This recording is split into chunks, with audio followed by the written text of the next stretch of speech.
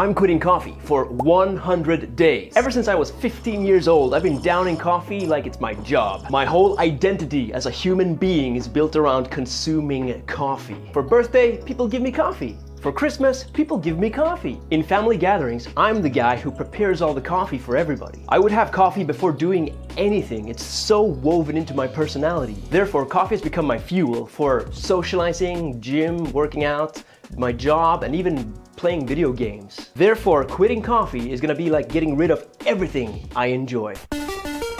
Alright, first day of quitting coffee. Let's go.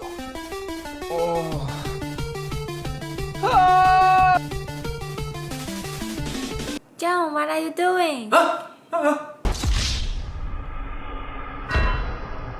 Quitting outright didn't work, so my game plan is to taper down gradually by mixing decaf coffee with regular coffee. The darker one is the decaffeinated and the lighter one is the caffeinated one. I put 4 grams of regular beans and then I put the rest for decaf to amount to about 10 grams total. That way I can get a full flavored 1 cup. For some reason, if I drink just decaffeinated coffee, I just don't feel satisfied. The knowledge that there's no caffeine in it makes me not appreciate it. But even if I mix just a little bit of real coffee in there, it feels like the proper hit, like a proper mug. Like the expectation of getting caffeine is that powerful. It's like a placebo. I'm also gonna have tea instead of coffee when the urge arises. My tea of choice is Pirate Tea. It's an herbal tea best described as a natural energy drink. It contains 22 ingredients that boost cognitive performance, athletic performance, as well as boost your mood. I mean, why take a bunch of supplements when you can just enjoy a delicious cup of tea? If you want to check it out, I got a link down below. You can get 20% off with the code JohnBear. By week 2, I was down to about 5 grams of ground coffee to decaf. Slightly demotivated and maybe lower energy than usual, but it was manageable. But then I ran into a snag. You see, I was up for a promotion for my job, and to get promoted, I needed to attend a week-long course as well as take assessments. During this time, I just couldn't stay focused. I was falling asleep during the long sessions, and my instructor actually showed concern whether or not I was right for this position. I had a choice in front of me: either continue the challenge and risk not getting promoted, or go back to consuming coffee. I'm ashamed to admit, I went back to drinking coffee. That first day, having a cup of coffee after 2 weeks of not having a full cup, I felt euphoric. I was up by like 110%. Felt amazing. For the rest of that week, I consumed coffee like my old self, and I passed with flying colors. From day 30, I was off coffee completely, and it was the hardest thing I've ever done. And I was paying my coffee debt in sadness, fatigue, lack of focus, constipation, so many withdrawal symptoms. I'm blown away. Coffee is a pretty powerful drug. Normally when I wake up, I would fly out of bed and go straight to the kitchen and make myself a delicious cup of coffee. And even for the first 30 days when I was doing the half and half decaf regular coffee mix, I could still continue this habit. But now I would wake up and wonder, what's the point? I didn't have a thing to do first thing in the morning anymore. This second month was hell. Smiling didn't come naturally. It was a chore.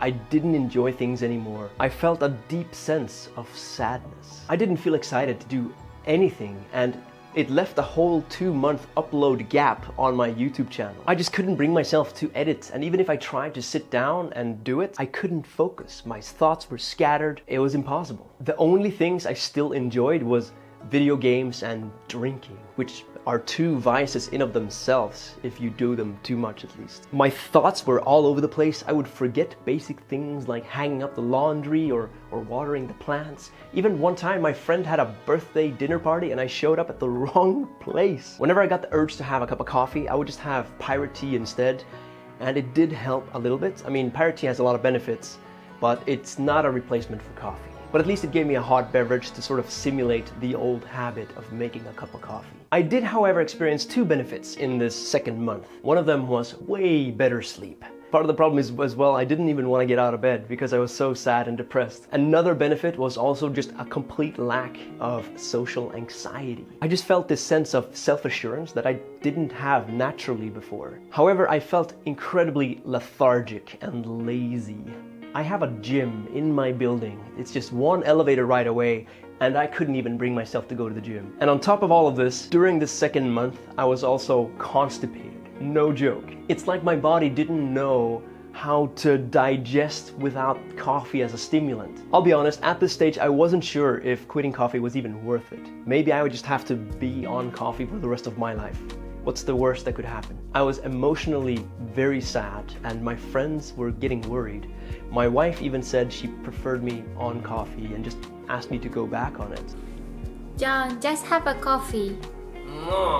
One of my friends suggested that I might be experiencing more psychological effects of quitting coffee as well, because coffee had been such a huge part of my identity and personality that now that I had given it up, I was missing something, like a core ritual to who I was. But I wasn't ready to quit. If anything, all these symptoms made me feel more determined to quit. If coffee is this strong, it's not a drug I should be using on a daily basis. Now, if you enjoyed this video so far, I just want to ask you to hit that subscribe button. It really helps the channel out and it helps me make more awesome videos for you. We're almost getting to 40,000 subscribers. Amazing. Thank you guys. On with the video. Coffee is a stimulant. It's supposed to give you an edge. But as you have more of it, you need to consume coffee just to feel normal. When you have your first cup, you feel like 150%. That's amazing. But when you are a full-blown coffee addict, you don't get that boost. It's more like you drink it just so you can reach about 80%. And then if you don't have it, you feel massive amounts of pain and you feel like 5%. How coffee works. You have receptors that tell you when you feel sleepy. Caffeine blocks those receptors, making you ignore the signals from your body. Therefore, you feel alert and focused. But the fatigue and tiredness is still there. It's an artificial boost. Coffee also triggers cortisol, which is your stress hormone. And we all know stress is really bad. Stress is related to every key thing that's important to your body, like sleep, aging, digestion, looking good, thinking clearly, and feeling good. So you might be thinking, when you're having a cup of coffee, why don't you feel bad? Well, that's because coffee also regulates dopamine, which is the feel-good hormone. Therefore, coffee makes you feel great, like you're moving in the right direction, even if you're not. And once you get addicted to coffee, you won't feel normal levels of dopamine unless you have more coffee. Caffeine companies know this. That's why it's one of the most profitable industries on planet Earth. The biggest companies in the world are companies that make cheap beverages with huge profit margins that people get addicted to, and if you stop drinking it, you feel massive amounts of pain.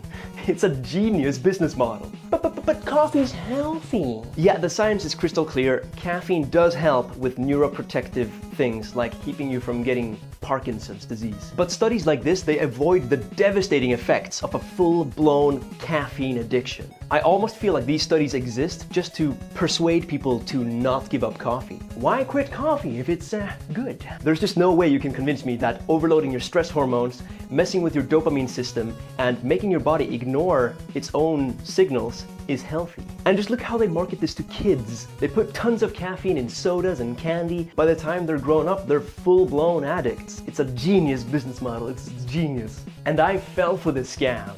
For 15 years, I've been drinking coffee every single day, multiple cups. But now I'm done. I'm kicking this addiction for good. Day 60 to 100 was my turning point. I was now waking up and feeling about 50 to 70% energy without the need of any coffee. And the most important thing is my energy levels were stable throughout the day. And I dare say I was starting to feel a sense of bliss as well, especially towards the last 100 days. When I was reliant on coffee, I would always spike my energy, and then once I go off coffee, I would crash. In these last couple of days, I also started working out again. Going to the gym makes you feel better overall, so it just kind of made me feel even more amazing. And I rediscovered my passion for making YouTube videos. One day recently, I found myself laughing out loud, and I thought to myself, I haven't laughed like this since I can't remember. Just a natural laugh, and I feel like the coffee depth was finally getting paid off. In the last 20 days, I also started taking cold showers. Cold showers are incredibly uncomfortable, but there's a lot of research that suggests cold showers helps elevate your dopamine and serotonin levels throughout the day and keep them more stable. And there's a lot of documentation that shows that it helps addicts get rid of their addiction. Now I wake up on my days off and I'm looking forward to making YouTube videos and working on my side hustles. Before, when I was having coffee, I still procrastinated a lot. But now I do way less of that. I feel like I've beaten coffee and procrastination in one. So now that the 100 days is over, the question is, will I ever go back to having coffee? And the answer is No.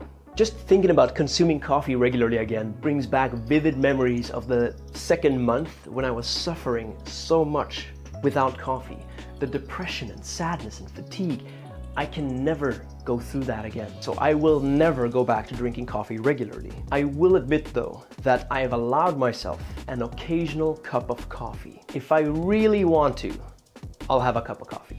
In the last 40 days, I've had maybe 3 cups of coffee. It was actually my friend's advice, and I feel that it removed the psychological element and I just had to deal with the withdrawal. I have enough self-restraint to just have 1 cup every 2 weeks or once a month. It's nice to have an occasional cup and allow myself a caffeine fun day. I will, however, never go back to consuming coffee daily or weekly. And the great thing about being off caffeine is that once you do have that occasional cup, you feel 150%. It feels amazing. It's a nice clutch to have. If you are someone who consumes coffee daily and you've thought of maybe quitting coffee, remember these words. I don't miss coffee. I don't need coffee. And I don't feel like I've lost anything. I only feel like I've gained something. I don't think coffee is evil. It's actually nice to have every once in a while. Like having cake or going and drinking with friends. The problem is when you're having coffee daily, it changes your brain, it changes your dopamine reward system, and it creates this intense dependence on coffee just to feel normal. I feel like I've discovered my true self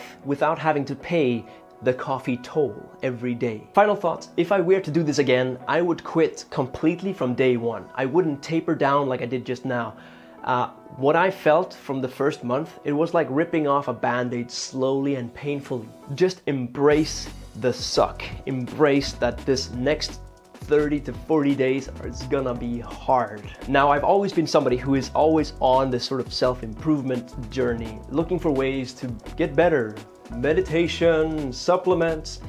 If you're somebody like this and you're looking at different things to add, I would say start by subtracting coffee. Get rid of that first, because I think the benefits of getting off any addiction far outweighs anything you can add to your daily habits. You never know, the fatigue and anxiety that you feel might be from coffee in the first place. So even if you meditate to get rid of anxiety, maybe getting rid of coffee is the easiest choice. Thank you so much for watching this video all the way to the end. My name is John Beer. If you like this video, check out this other video that I made. Okay, bye.